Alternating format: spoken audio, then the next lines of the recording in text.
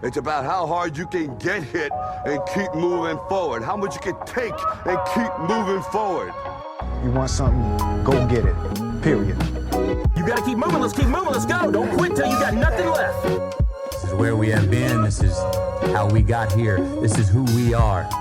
Life moves pretty fast. You don't stop and look around once in a while, you could miss it. You're listening to the Hustle Indie Show, sponsored by FS Houses, where we seek out some of Indie's most hustling people and places to learn about what they do, how they got started, and where they're going. Sit back and enjoy the show. All right, what is up, everybody? Welcome to the 5th episode of the Hustle Indie Show. I'm your host, Brendan Helm, and I'm super pumped for what we got today. We've got some awesome guests. We've actually got 2 guests with us this morning. So, Ian, how you doing? Yes, we are back. I'm doing great. So in the last episode, we talked about Lincoln Lane Coffee Shop, Dat House, and a charity. So this morning, we actually went there. The coffee was amazing. I'm actually drinking it right now. It is very surprisingly good. I was very happy with it. Really cool environment. Mm-hmm. So glad we finally got to check that out. If you guys haven't already, listen to that podcast and definitely check out Dat House and Lincoln Lane. It was amazing. Yeah. Thank you, Brandon, for getting us hooked up with that as well. It was awesome interviewing him. If you haven't heard already, this show is sponsored by theamazon.com. I want to thank Jeff Bezos for founding Brendan, this. We're not there yet. Oh, never mind. I apologize. I'll take it over from here. So we're actually sponsored by FS Houses. Thank you so much, FS Houses, for sponsoring yet another episode of the Hustle Indie Show. FS Houses is a local real estate brokerage which specializes in anything real estate, from property management, investments, traditional sales, or any other questions you have about real estate. They'll bring you a professional and you have personal touch and experience to help guide you through the real estate process. FS Houses also now offers marketing services. So they offer photo and video services to help promote your local business, as well as a strong understanding of the Indianapolis market as well. You can find out more about FS Houses and all the options they offer at fshouses.com. Again, that is fshouses.com. Thank you so much, FS Houses. Yes, thank you to our sponsors. Every episode, we are grateful because we get to sit down with awesome people and learn more about them. Like I said, we have 2 awesome guests this episode. So I would like to welcome Lauren and John Larner to the Hustle Indie Show. Welcome, guys. Hey, thank you. Thanks for having us. Appreciate it. Thank you guys for being here. So tell us a little bit about your guys' self. What do you guys do? What are you interested in? Well, we are kind of crazy. We have so much going on all the time that people, I think we're making it up half the time, honestly. So between us, well, I'll let you talk about the bar that we own downtown on Meridian Street. Okay, so we are partners in a bar downtown on South Meridian, and it's called the Patron Saint. Oh, really? We have been open for just about a little over 2 years now. Or you could call it, I guess with COVID, you could call it maybe a year and 3 months or something. Yeah. But we're at 250 South Meridian Street. We're downstairs. It used to be called Subterra. So if you know where Brothers is and that whole... Oh, it's right by that area? Yeah, we're right across the street and you go down into a basement. Oh, that's pretty cool.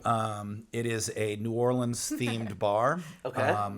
Lauren and I both used to live in, we did not both live in New Orleans. I lived in New Orleans. I got a little basically live in New Orleans. Yeah. We go there so much, it's ridiculous. I lived there for about 5 years. And then as soon as I would say right when we first started dating, I started bringing her down, and we've gone every year pretty much for Halloween and sometimes a couple times cool. Other than that, and we love the city, we love the vibe, and we can't live there, but we like the idea of having that essence and that kind of feeling here. So we, with 2 other partners, Brandy Allen and Slater Hogan, we kind of all got together and put together this bar, and we just try to embody that seedy, fun vibe and bring it to Indianapolis. And we've been very, very happy, very, very successful, all things considered, COVID not.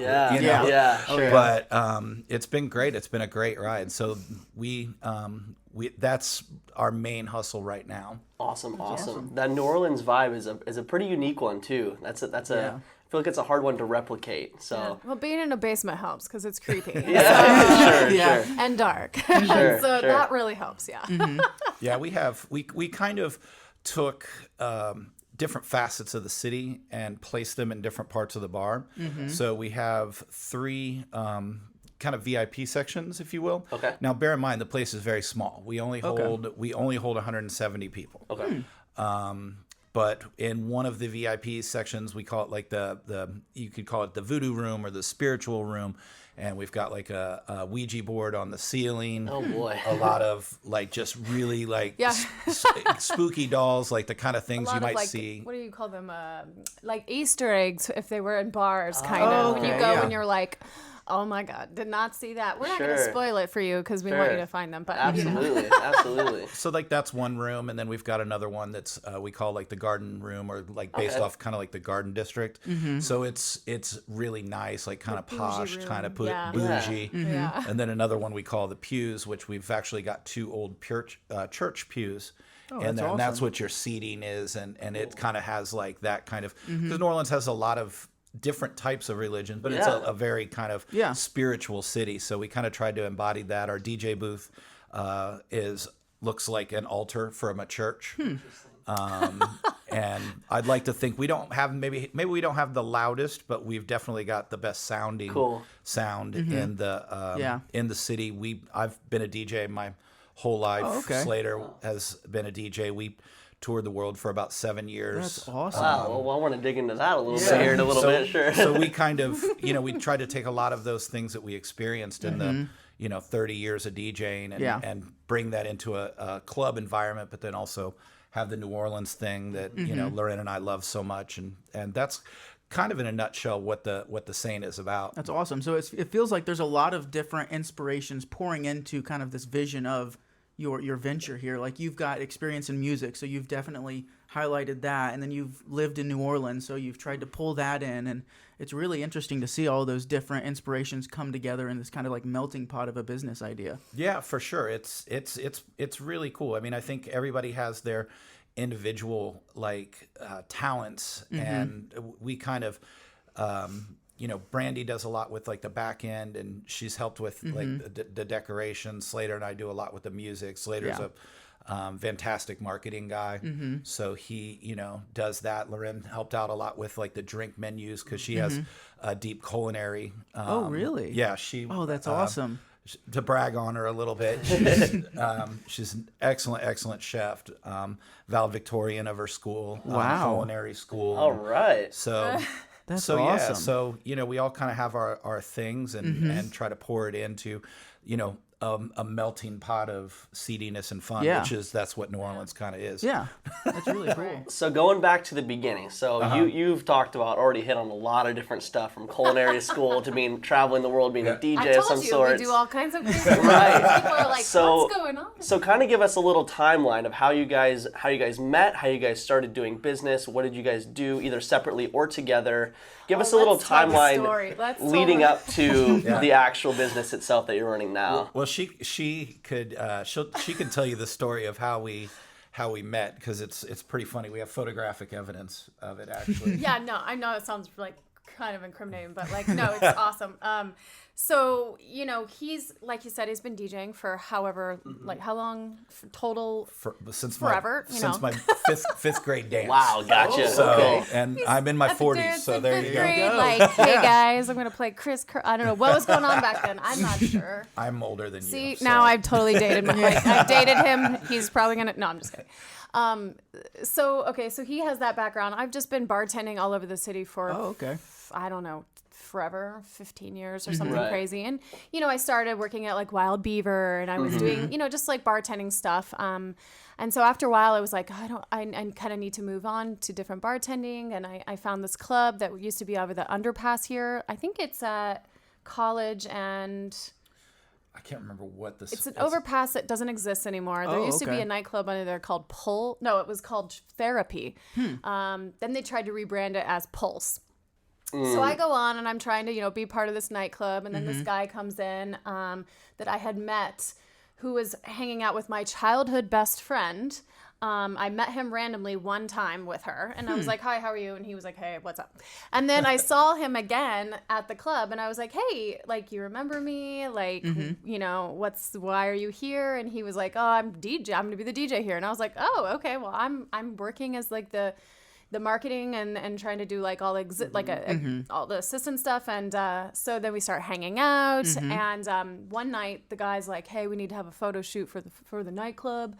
And I was doing a lot of modeling at the time, and they were like, "Okay, blonde girl, sit here," and like, "You DJ, blonde girl, sit on DJ." And so there's like a photo of the very first night they had, which they used as flyers, where it's just like we didn't really even know each other. Yeah. And I'm just like sitting on his lap, like, "Hi," with these drinks, you know, and it's just hilarious. And then we just started hanging out and became friends, and then kind of like evolved from there. But then at our wedding, we like blew up the photo of the poster. And was like, "Here it is." That's really cool. Yeah. Yeah. So it all kind of started around music, and you started in that scene, and now you've built a business off of how you guys met. Then basically, people would always be like, "You guys are like, why don't you make food and drinks, and then John can DJ?" And I'm like, "Makes sense." Yeah. Sure. Somehow evolved into what's going on now, and hopefully it'll keep evolving. But. Yeah.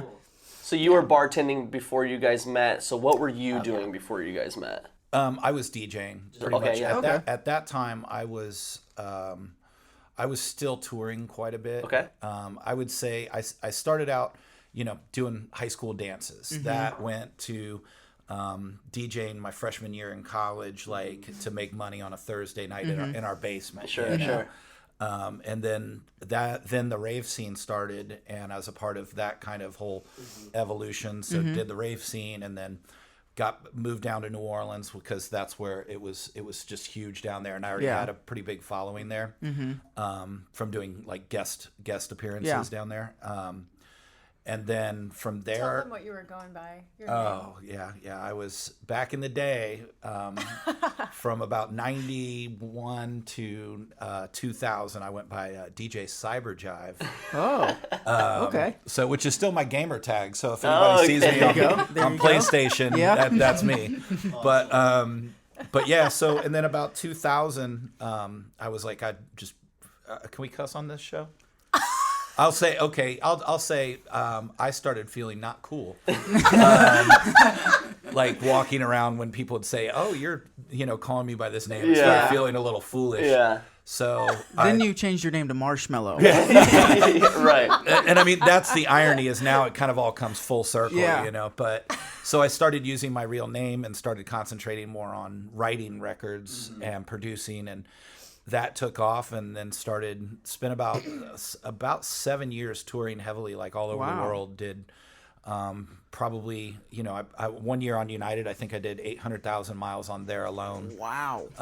Just I was going to Australia about two to three times a year. It's New Zealand, awesome. Belgium, places like that, and believe it or not, got burned out after about 7 or 8 years. I can imagine. Yeah. Partying's fun, but when you have to do it like every night, especially as a job too, and it becomes hard work, and you get burned out, and so came back, spent more time at home, moved back to Indiana, and then started getting more into the back end, being instead of the guy that's getting booked to the guy that's booking. And Slater and I started a company at that time. It was called Keeping It Deep. And we started throwing parties, and then that evolved into Kid Presents. And if you've ever been to any of the big EDM shows at like the Pavilion, there's 90% chance that's one of ours. Wow. Okay. We also worked with Live Nation for a while, doing stuff with them, and then we broke off. Well, they broke off that partnership, and then we became more independent. And gotcha. And then eventually, the natural progression was okay. We've been the DJ, now we've been the promoter, we've worked with venues. It just makes sense that we should try to own our own venue. It's a natural progression that you just try to take control of, figuring out what you like to do and how to monetize it and grow. How much has your experiences in like other parts of the world or other parts in the country impacted the way that you're handling things now? As in reference to COVID, or just in as from business From model? a business perspective, yeah. I mean, it greatly does, because a lot of times you're going into a city, you're probably going into one of the top clubs in the city, and you see what they're doing correctly. And so you try to, catalog that, take it home and be like, hey, there's this concept that worked, in this other city really well. I'm going to steal that. Right. Yeah. Sure. So that's kind of, that's played a big part of it, That's awesome. Yeah. So you're located downtown. Were you guys both from Indianapolis then? Is that why you guys... Okay, so you're both from Indianapolis. Why did you decide to pick Indianapolis as the party scene for to plant your business here? Go ahead. That's again mostly you. I kind of was like, well, I'm along for the ride, and I tried hardcore to get him to move to New Orleans, and it did not work. Because it seems like a place with a little bit more. Indianapolis is a great city, but it's not really. That's not what it's known for. It's nightlife. Right. There is some here, absolutely, and it's great. But it's not like, wow, let's be really prominent in Indianapolis. That's not really a thought when it comes to that scene. So why did you plant here then? Mainly because you've already got your base. We'd already been throwing parties, that are doing 2,000, 3,000 people. Wow.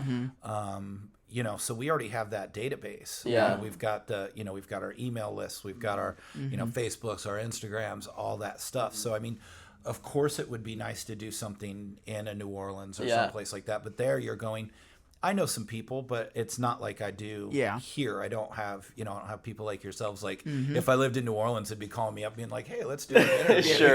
Sure. Yeah. There you're starting from borderline starting from scratch. Yeah. I think too, it's like that's kind of like what makes the patron saint kind of stand out, because it's like there's a Kilroy's and a Brothers, and I'm not saying there's anything wrong with them.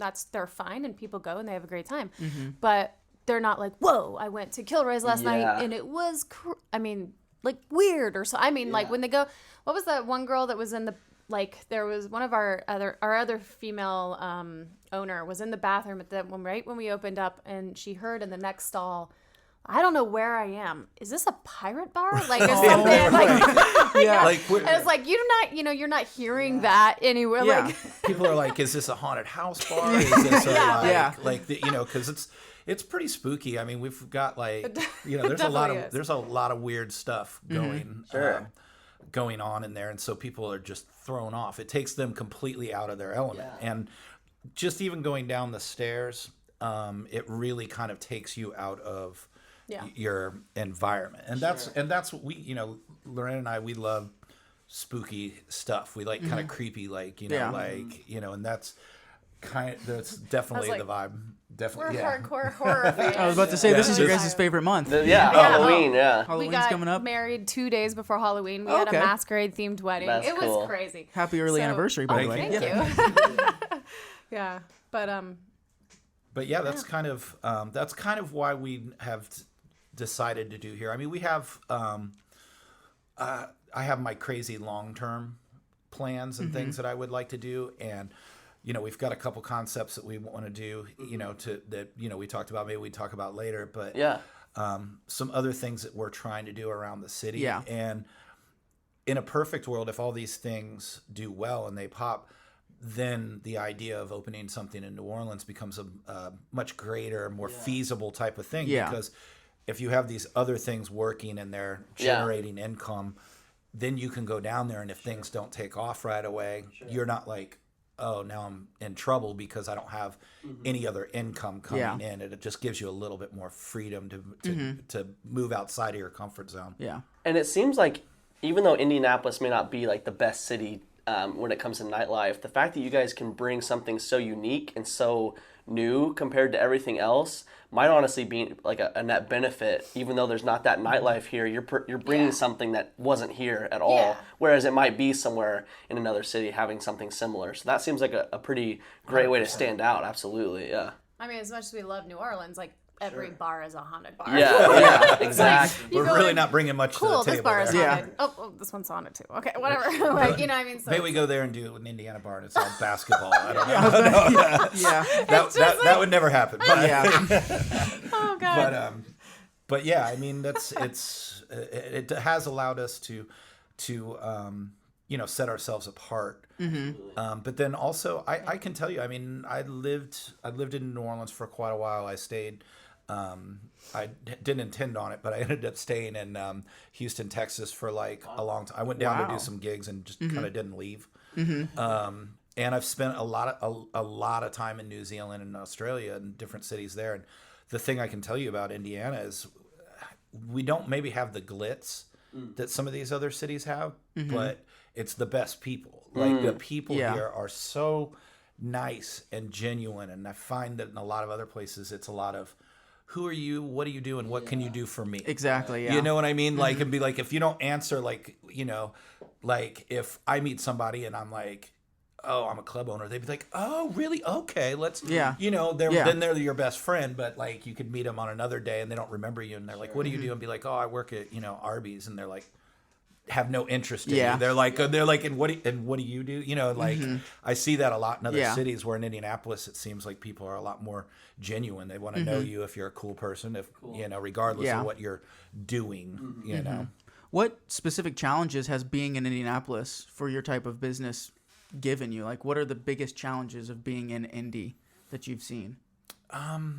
It's a hard question because I think we've been really lucky so far. You know what I mean? Like it's the people. Even there are other promoters that do similar stuff that we do, and for the most part, we get along with all of them. Like we really have not had. We really have been very fortunate. Okay. Like I don't want to write it off like it's been easy. That's not the case. It's a lot of work and it's scary. Investing all your time and money into something that you don't know that it's going to work. But at least thus far in the nightclub business, we couldn't believe how well we did. That venue's been several different clubs. Yeah. And the first year we broke the records for the most sales there. That's awesome. This year, pre-March, we were 20-25% above that. So it was, things were really headed in a fantastic direction. Right now we're working on. It's been announced that we're expanding the Saint into the upstairs. Wow. There used to be Red Eye Cafe, and then it's been a couple different Mexican restaurants above us. I don't know. That was like #tequila. Yeah, #tequila was like the last one that was there. They've gone, so we're expanding into that. Cool. And we're going to do a little bit more laid back vibe up there. But then we're introducing some food, and Lauren's going to be helping us. I was about to say, you get to pitch in there. Yeah, cool. with the menu. It's going to be a smaller menu. We're not going to be a restaurant. Sure. Kind of handhelds and stuff that you can kind of, easy to do. Yeah.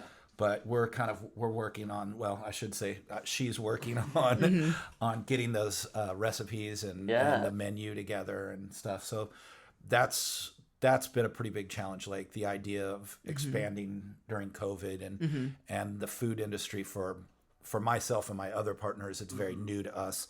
She's helped open a couple restaurants and done a couple menus, so it's easier for her, but it's scary for us. Yeah. It's still scary. Yeah. It's still scary. Go ahead. What are some of the things that you like when you're starting to build like a menu or stuff like that, given you have experience in culinary? What are some of the things that you really try and focus on? Besides what you see on Food Network, which may or may not be so real. I know, yeah. I have a weird relationship with the culinary world because I didn't grow up like a lot of the amazing chefs here in Indianapolis, because there's so many. I didn't grow up with a spatula in my hand. I wasn't working in kitchens. I was the weirdo coffee shop girl that worked in high school. I didn't work in kitchens and any of that. Yeah. I decided when we got married, and I was like, I modeled for a while and I traveled, and then when I came back, I was like, okay, I'm married now, and I'm in the modeling world. I'm old. I was like, what can I do? I like to cook.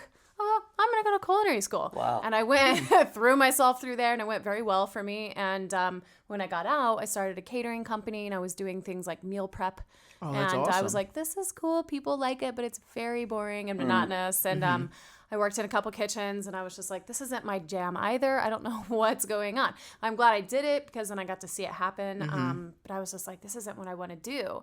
So I just started doing small parties for people and things like that. And then I thought, when the Saint kind of came up, it kind of got thrown on the back burner, and I would just do small things for people, which is kind of where I'm at now. But for a while I did put together a couple menus, but I think like for the Saint, it's easy because I have connections to New Orleans. I love New Orleans, and I love the food. We go there so much that, you know, I could be like, okay, this place has this gumbo, and this place has this place, and blah, blah, blah. So it's good. I have a connection to it. But I don't know. I love Thai food also. I have a lot of Thai friends in the city, and a lot of them have been like, I don't know, really like sweet to me. They've taught me how to cook. They've taught me a lot of things. And so I don't know. I think I just kind of like sit down and think like, well, what do I think is going to go well here? And also the thing that ties in with like, when you think about Indianapolis and, you know, you were like, our concept is different. I kind of have to think about that too, because I don't want it to be so different from Indiana that people are like, what the hell is this? True. You know what I mean? They're like, ah. But the inspiration is there. I mean, if you think about Milktooth, if you guys know about Milktooth and all those like amazing, like Rook was another one that had, I have not been there. So, I mean, they are closed now. COVID closed them, and that is hurting. But with their menus and the people that did their menus, their ideas are so different and so cool that it gives me like a little bit of hope that I don't have to be like chicken nuggets or exactly, like mozzarella sticks, because that's just not my thing. Sure. Yeah. So we'll see. I don't know how. We already kind of have like an idea of how we want to do this menu, and you know, from there, if we do, you know, if we end up doing other things. Can we get a little sneak peek on what something might be? As far as new projects? New food projects for the Saint Shack. Oh, can we talk about just a little general idea? We're just I'm trying to think. Let's just talk about J Gumbos for a second. Well, there was a restaurant that used to be up here. It was called Gumbo A Go Go. Okay. A long time Gumbo ago. A Go Go was the first one. And they had a sandwich that we really liked there. And then they closed down, and then another place came back that I think I don't know the whole story about it, but it came back and it had one kind of like it. Okay. And it was like my favorite sandwich. Like I would drive all the way from, you know, downtown to 86th Street to get this thing. And it's so good. So, you know, and then that one closed. So there's nowhere to get that kind of sandwich. And it's in, some people would call it like a drunken chicken sandwich. I've seen it I've seen it called that. So we've been working, and by we I mean she's been working on, you know, a version of that where she takes her influences and the things that she likes, but kind of like builds something that's similar to that. And it's a lot of I'm gonna go with this and like let me drink some more wine. Oh, okay, this works. It's a lot of like drunken experiments. But it's cool because I mean there is you know you put beer in it. That's part of it. And it's been very interesting, at least to me, because it's a little outside of my wheelhouse, how just changing the type of beer drastically affects, you know, when, you know, we made it one time we're going to try the, you know, a nicer, like, I think it was like an IPA, and we were like, okay. And then we're like, okay, that's good. And then we did it another time with just a cheap light beer, and totally different thing, you know. So stuff like that to me is fascinating because I don't know, it's outside of my wheelhouse, but she's good at it. Well, you heard it here, folks. Yeah. This is it. I did the same thing. So what does your like day-to-day job or look like at the bar scene? So how do you prepare for the day? Do you have like a schedule throughout the week that you go through? Is each night different? Is each night the same? Or how does it look? Each night is pretty much different. Okay. And as far as, I'm very lucky, I have the best job and the whole thing. My job is pretty much, I DJ on Friday nights, but other than that, I just make the place look cool and sound cool. Gotcha. So, you know, Brandy and handles a lot of the back end stuff, so she's ordering, doing all that stuff that doesn't sound fun at all to me. But it's beyond what we do. We do different stuff each night. Okay. So let's say Wednesday we have bass music night, or dubstep, if you're familiar with that. Sure. And that's, you know, we'll talk pre-COVID. When that was going on, we'd have full capacity, 170 of these kids they call wooks coming in, headbanging, listening to dubstep at 130 on a Wednesday dB. night. Yeah. So it was always like pretty entertaining when you'd have people from out of town or the non-initiated who'd walk down and just be like, "What in the world is going on?" Yeah. Thursday we do an underground house night, like Chicago house, Detroit house, techno type of thing. Gotcha. That's Slater and I's kind of background, so that's one of our favorite nights. Sure.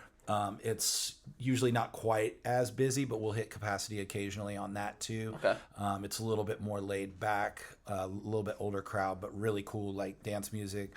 Friday is kind of commercial house night, still very dancey. Saturday is a little bit of everything. Okay. Sunday we just have rotating DJs that do different concepts. Like there's a night called Confessions that's does really well. That's like R&B, like old school R&B. Yeah. People love that. And then the next week might be like, blog house and alternative dance. And then Monday we used to do a thing called Metal Monday where we had all metal music. Wow.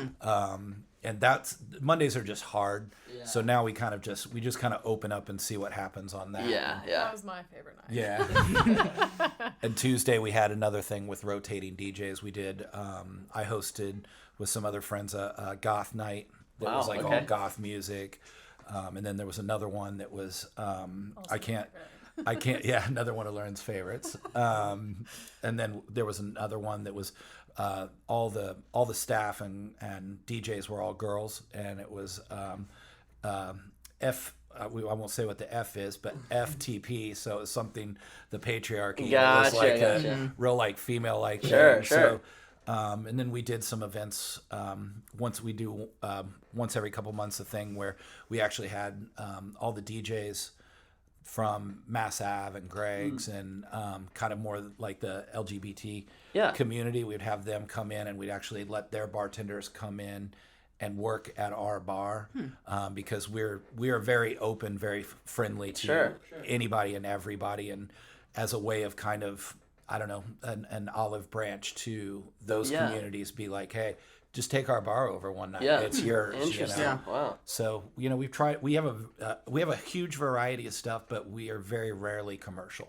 Gotcha. It's very rare you would come in and hear the stuff that that you would hear in other clubs. That's a really good way to explain it. Yeah. Yeah, actually. So that's kind of what we do on a week-to-week basis. So in your line of work, I feel like it would be interesting. It would be kind of hard to be inspired every single night or creating up all these new ideas. So is there a specific person or specific business model that has really inspired you to keep going and keep creating these new ventures and expanding? Is there a specific person or place that has really started you on this trek? You could talk about Smart Bar and Derek Carter. Their nights that they do and things like that. Yeah, there's a bar in Chicago that we love called Smart Bar, and I've been going there since I was old enough to get in a bar. Gotcha. And it's similar. It's actually, you go underground. There's a venue above it called the Metro, which is a famous Chicago like concert venue that people like Smashing Pumpkins got their start there and stuff like that. Like, it's also another, not the Metro, but the Smart Bar. Smart Bar. Yeah, it's also an underground bar. Yeah. I'm like. Yeah, you have to go downstairs. Wow. You have to go downstairs to get to it. There was a guy that I used to work for in Adelaide, Australia. His name was Paul. I can't remember his last name, unfortunately, but he migrated from Scotland to Australia. Oh, wow. Started doing construction there, got his citizenship, and was a DJ. Started basically everything that we're doing now, this guy did. Yeah. 10, 15 years ago. Yeah. And I've kind of looked at his model and been like, okay, that seems like a cool thing to do. And then, for us, I guess we've got a new kind of secret project that Lauren and I are working with a new partner. And, this isn't going to be like a nightclub. This is going to be more of kind of a bar, but sure. going to be very, very different and not like anything else in the Midwest. Oh wow. I don't want Our specialty, apparently. Yeah, exactly. Yeah, I don't want to give too much away, but it's going to be in Fountain Square, and it's going to be really interesting. She's this one's going to have some more food in there, so Lauren's got a whole thing that she's going to have carte blanche to kind of do what she wants with it. And, well, we look forward to going to that. Exactly. That sounds great. That sounds great. If you like haunted houses and you enjoy speakeasies, you might like it. You might enjoy it. Yeah. Yeah. So we're doing something like that, and then everybody thinks I'm crazy, but one day I want to do a boutique hotel. Really? And take all of it together. I want to have like a little club in the bottom and a restaurant, but small, kind of boutique-y, like little hotel. I figure that's what Ian Schrager, one of the guys that started Studio 54, after he got out of jail. I'm hoping not to. I'm wanting to skip that part. Yeah. But I'm like, whoa, okay. But after he got out, he started some of the big, like the Delano and Miami, and helped create what South Beach we know of as today. And I just like that idea of showing people a good time, experience. And doing something cool, and then hopefully being able to, pay the bills with it. So Indianapolis is kind of where you guys are planting for a while, at least with your business ventures. Yeah, for a while. I mean, I can't imagine us going anywhere at least for 5 years. Oh, yeah, 5 years. Yeah, that sounds good. When you get your boutique hotel, maybe we can have a couple somewhere else. We can go there. We can stay. Yeah. We travel before I met him, I really only traveled through United States, and we've been married for 8 years now, and I have done more traveling than I've ever done my whole life. So, I mean, I've gotten to see so many places because of this. I mean, not because of him, but because I don't know. He has all these friends all over the world. Like we stayed with his friends. Called up his friend. This is like, my wife and I want to travel to Belgium. He's like, all right, let me see if I can get you a gig in France and this. Wow. Okay, you got it. We good. Let's go. And then we just went and stayed with them, and it was like, that's awesome. So fun. Yeah. My mantra for travel is, and I keep saying it's just such a different world right now. Yeah. But the way I would do it is, if you have an okay job and you can get away with it, buy a ticket for a year from now for where you want to go. You'll figure out a way to make it work. Yeah. Like, you think about how much money you waste in a not in our bar. That is not a waste. That is something you should do as often as possible. But other places, like if you take $600-700, buy a couple tickets to Europe or wherever you want to go, and you buy it 8 months out. In that time, you will find the money that you need to get the hotels, or you'll figure out where you can do this cheap. We spent a month in Thailand 2 years ago. She was studying Thai food and cooking. Oh, that's cool. There, yeah. And we just went, and I mean, it's unbelievable. Like, once you get the ticket, it's so cheap there. Oh, it's so cheap, but it's amazing. Yeah, it's there's beautiful. so much you can do. Like, right. It's cool. Yeah. Yeah, we'd love to travel. So I mean, I think it helps our businesses. Like you said earlier, it's to rope back around. When we're out there, there's all kinds of stuff that we would go eat someplace, and she'd be like, when we get our next spot, we're doing this. We are doing, That's awesome. Yeah. So I think that's actually the hardest. Well, I don't want to be like insensitive when I say, the hardest part about COVID is not traveling, because clearly it's not. Sure. I think when you take out the fact of it killing people and just all of that, all of the problems it causes on a creative outlet, it's the hardest, because you're right. That's the one thing that I've lacked because of COVID. Like, it's hard to feel creative when you're just not able to go anywhere, and you're not you can't, see people, talk to people. It's really takes a lot of that out. You can watch a lot of stuff online and things like that. Thankfully, we're able to do that. But there's nothing like being able to go, well, I'm going to travel to Chicago, and then you meet these people, and then there's just that you can't compare to that. So, and speaking of the COVID and its effect, especially I feel like the hardest hit scene would be like the bar scene and all those social gatherings. So far. You had mentioned that it had really hurt you guys early on. So how hard did it actually hit you guys, and what are your kind of plans moving forward? I know you mentioned other business ventures, but with the bar specifically, how do you guys plan on opening up? Well, we have been open for a little while. We are lucky because we do so many ticketed shows, and we bring in so many international artists, and we do a lot of DJs. But some of these DJs are, for example, we had a guy named Derek Carter. He's literally a living legend. When they write the books about house music, he'll have his own chapter, like that kind of big. And when you bring somebody like that, you do a ticket event. It's a concert. We've done some live music down there where we've had acoustic stuff. We might be more known for our dance music, but I mean, we've done some live shows down there as well. Cool. So that allows us. We are designated as a live music venue rather than a traditional bar. Gotcha. So it's a bit of a misnomer if I keep calling it a bar. Right. It's because it's just habit. Sure. But because of that designation, we've been allowed to be open when maybe some other people weren't. But it's very tricky. We were not allowed to be open for I think 3 months, and then after that we were allowed to be open, but we had to be open at 25% capacity. Yeah, well, and our capacity is about 170. Sure, so it's not a lot of people. Yeah, and then we've just recently been able to open up to 50%, but everyone's has to be seated, and you have to have chairs for everyone and tables.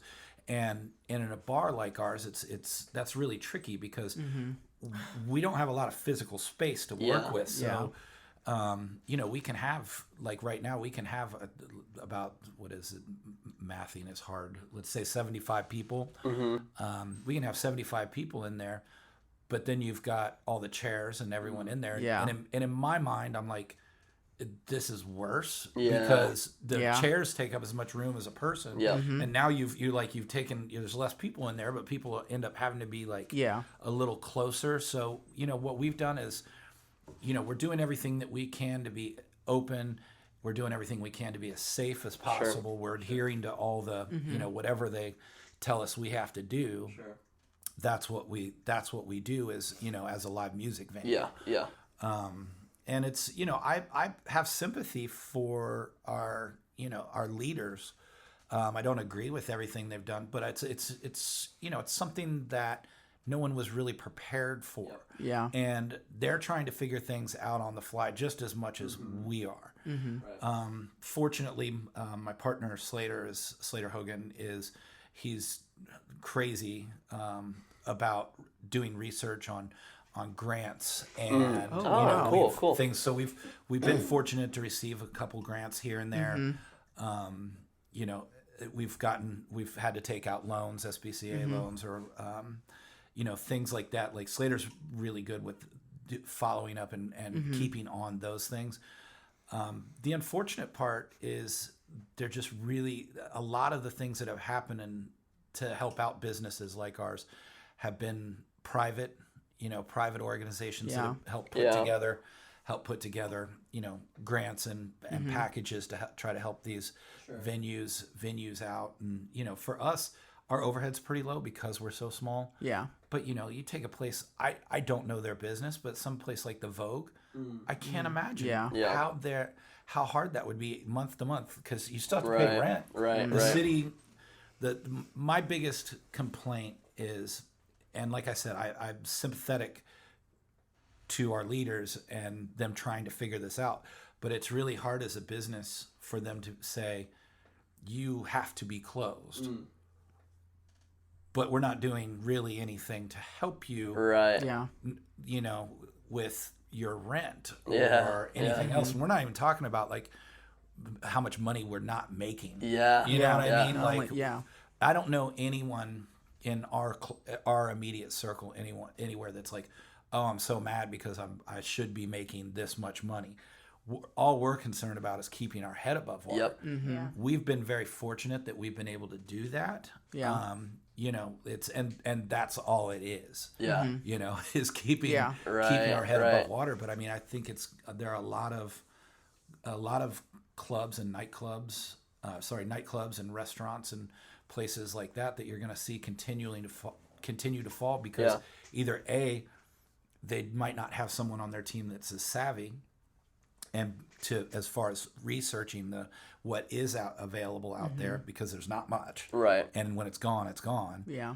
And then the other ones that just their overhead is just too high to even sustain. You know what I mean? Some of the nightclubs downtown, their rent, is $30,000 a month. Yeah. So and if you have zero income coming in and nothing, the landlords, I'm not going to say they don't care, but they don't care.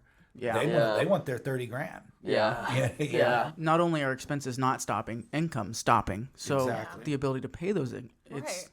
It's like a daily nightmare. And then also it's like a push and pull, because it's like you have people that are like, listen, stay inside, be safe. But then it's also like, oh, go support these people. So it's like you're constantly like, which one do you? I don't know. Yeah. It's and just for the longest time, get on my like little COVID rants.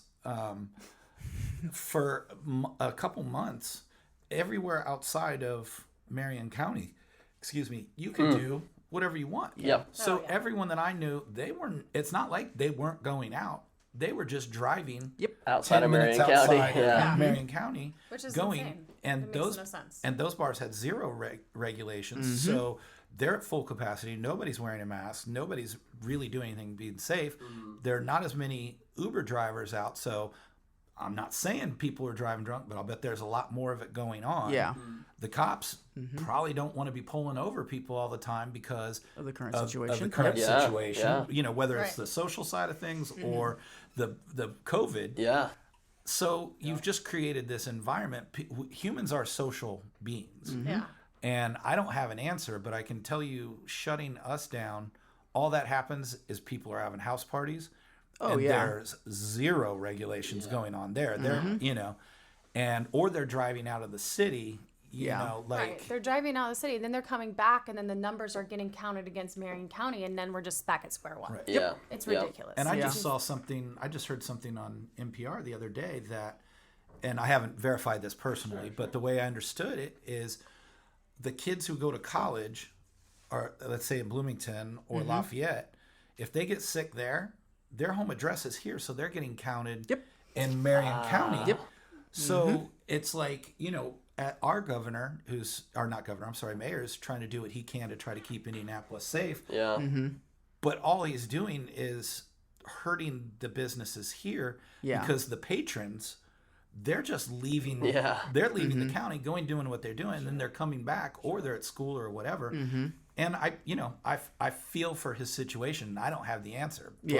But I think I don't know. But No, it's absolutely it's a difficult situation. Everyone's pointing fingers. Who knows who's actually right? Who knows who's actually wrong? Mind-boggling. But kind of to wind things down a little bit here, I do want to ask you guys, because we like to ask it for a lot of our guests, if you are giving advice to someone who wants to go into this business, this very unique kind of niche business of this bar scene, nightclub, whatever you want to call it, what advice would you give them to get started? What information would you give them, or how does someone get started in a business like this? You are going to hit a lot of walls, a lot. But I think you need to be persistent. Being creative and finding like your outlets and problem solving, things like that. I can't tell me how many times, like when they would throw parties, even at like Live Nation, I would be like somewhere, I'd be at work and I'd come over and I'd be like, so how's it going? He's like, oh, well, just like only 3 kids have gone off in an ambulance so far. Also had to talk to a cops about shutting us down. Then the church over here was saying you're being too late. And I was like, holy crap. Yeah. So, it's like if you are not good at problem solving and you want everything to be smooth, then it's probably not the thing for you.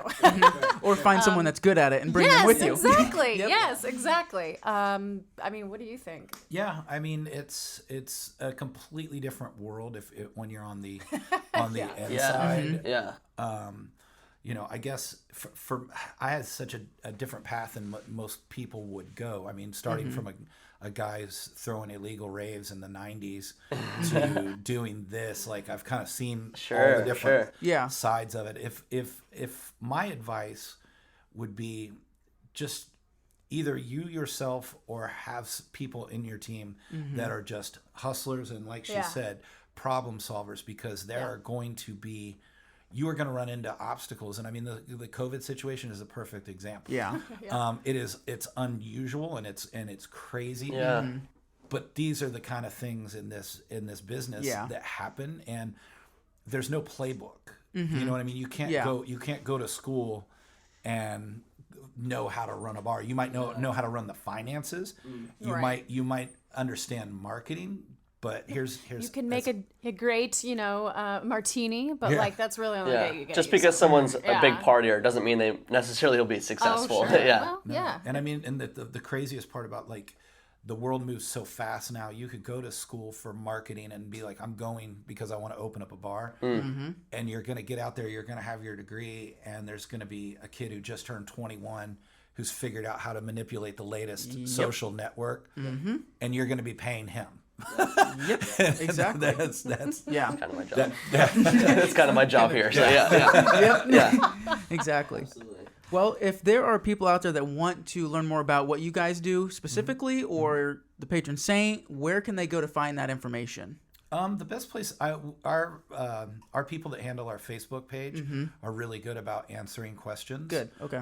So if you go to the Patron Saint Facebook page, that is good. The Instagram and that stuff, we have a lot of information on there. Good. But it's, I would say, if you're wanting a direct answer, the Facebook page. Perfect. Yeah, we can link that on our YouTube page and everything else as well. So absolutely. And you'll be able to see like pictures from the club and all that, and hopefully in maybe 4 or 5 months we'll have something new to. Absolutely. We look forward to the secret project. Absolutely. Well, we want to thank you guys specifically for coming on. It's been awesome getting to sit down and learn more about you two and your ventures. It's been a lot of fun. Yeah, it's been a blast. Thank you guys so much for taking your time. Thanks for having us. Absolutely. Thank you all for watching. Be sure to subscribe. If you're watching this, you can listen to it on podcast platforms. If you're listening to it and you didn't know, you can watch it on YouTube.